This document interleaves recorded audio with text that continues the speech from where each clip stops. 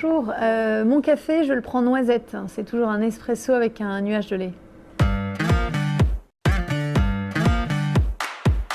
Anne-Gabrielle Dobat-Pantanach, méditerranéenne addict, en effet très attachée au sud en tant que moitié corse, moitié basque et digital même. Donc Moteur de réussite française est la première campagne de communication corporate de Google dans le monde. C'est une initiative française, 100% France, et qui avait pour but en fait de mieux expliquer la contribution de Google à l'économie française, au tissu associatif et au tissu culturel. En fait, c'est parti d'un constat qu'alors que ça faisait près de 15 ans qu'on était en France, Google a une très forte notoriété, mais finalement assez méconnue, et méconnue sur nos actions au quotidien sur le territoire français.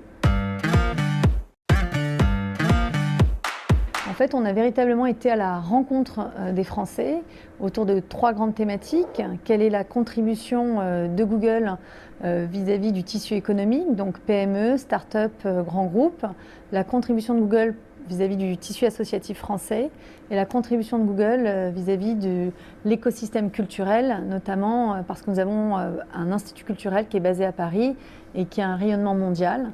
Et en fait, pour chacun de ces publics cibles, nous avons vraiment mis en avant des ambassadeurs, des personnalités qui avaient réussi grâce au numérique en général, grâce en particulier aux outils Google, et qui avaient réussi dans leur transformation numérique, soit en exportant davantage, soit en gagnant en visibilité, soit en amplifiant leur action.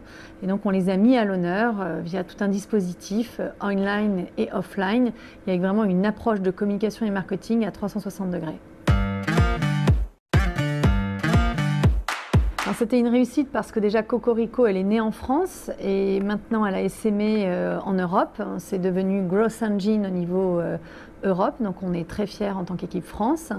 Et puis surtout, en allant à la rencontre des Français sur tout le territoire, on s'est rendu compte qu'il y avait un réel besoin pour former et accompagner les Français dans cette transformation qui est cette transformation numérique, cette révolution industrielle.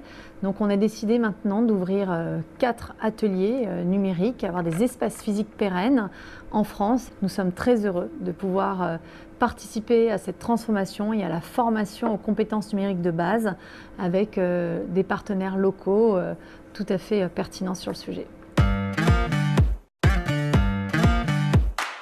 Alors je serais ravie de prendre un café avec Pascal Barillot pour justement discuter des métiers de demain et des enjeux de formation au numérique pour s'assurer que les Français et les Françaises peuvent se saisir de toutes les opportunités de cette révolution.